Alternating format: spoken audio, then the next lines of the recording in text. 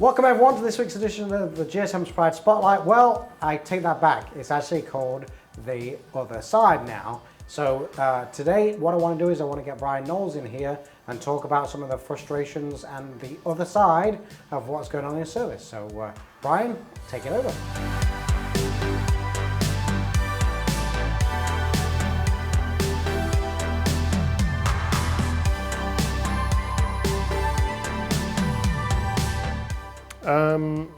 Communication is ultimately super important, but it can be difficult because of the expectation of level of communication that some people have, the amount of people that we have to communicate with, including inbound phone calls for appointments or questions, in addition to communicating with our manufacturer, communicating with extended warranty companies, communicating with all of the vehicles that are here with those customers.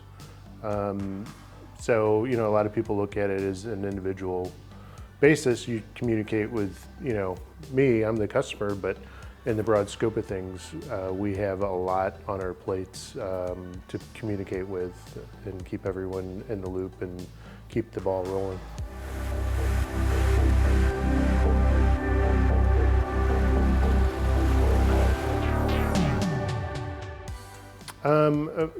Ultimately, yeah, we do care.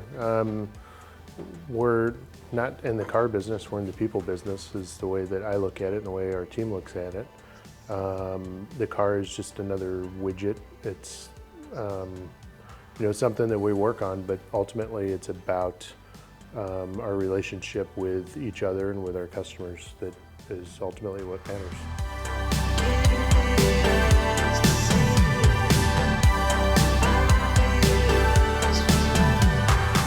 So we have currently about 276 or 278 open ROs, and those are everything from parts that are on back order to vehicles that we're working through the shop, or in some cases, some of them are vehicles that have been here. We've ordered parts, the vehicle's still drivable, but we have to keep the repair order open for some other reason. And then as far as our daily appointments, it varies. So the way it's set up is at the beginning of the week, we are heavier on appointments, Monday, Tuesday, Wednesday, Thursday it tapers, and Friday it really tapers. And the point of that is our intake will be stronger at the beginning of the week, and then at the end of the week, hopefully we've looked at, diagnosed, ordered parts, and those vehicles are hopefully moving out the door. But at the end of the week, we have a lot less as far as diagnostic type appointments. We were running general maintenance type, and hopefully a lot of that stuff from the beginning of the week is going out the door at the end of the week if everything works as planned.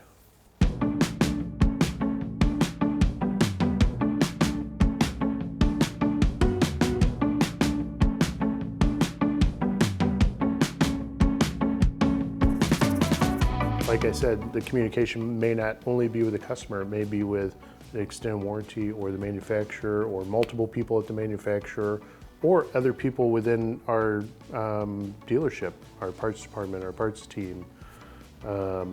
So, one repair order, one ticket, one customer may have multiple facets as far as us being able to communicate and touch that multiple times within a day.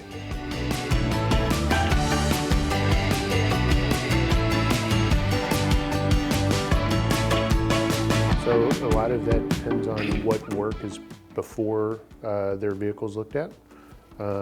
We can have a job that maybe takes an hour to a job that takes 40 hours to do, and sometimes we don't know that going into it until we diagnose it. So depending on what happens prior to us looking at theirs can vary our lead time as far as getting their vehicles in. And right now we're booked far enough out that, to make changes each day isn't something that's realistic. We have to do it at the moment when the vehicles are here.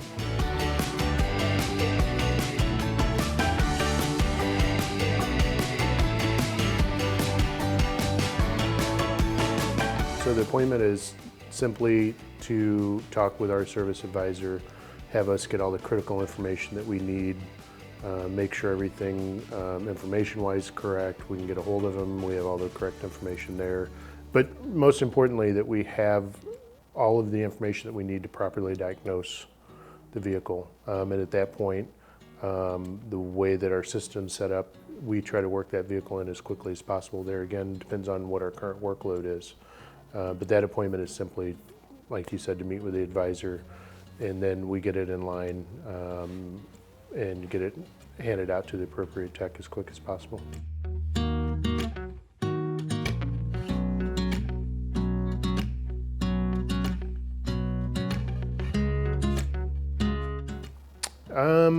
You know, a lot of times we're the middleman whenever it comes to it. We have to deal with the manufacturer and parts delays, and if we're not able to get a part in a timely manner, a lot of that is out of our control, or all of it's out of our control. If Ford doesn't have the part available, the part's back ordered.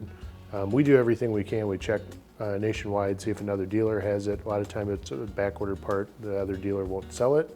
Sometimes they will, but if that's an option, we do everything in our means to get the vehicle fixed, because we don't get paid for it, whether it's a customer paying for it or Ford paying for it. We don't get paid for it until the car's done. So the fact that the vehicle's sitting here, in theory, doesn't do us any good, because we don't collect until that thing rolls off the lot. So it's critical for us to get things done as quickly as possible and have them done right the first time.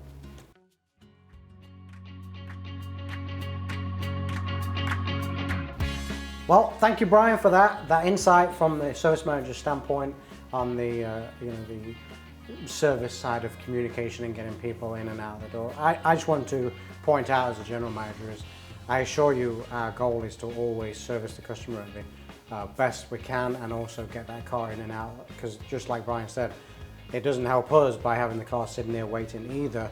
So we are on the same side and on the same page. We just need to work through some of these issues, and right now, especially with the way the industry is and the state of the world is, I guess, at this point, with restraints on personnel and restraints on parts and distribution and all that kind of thing.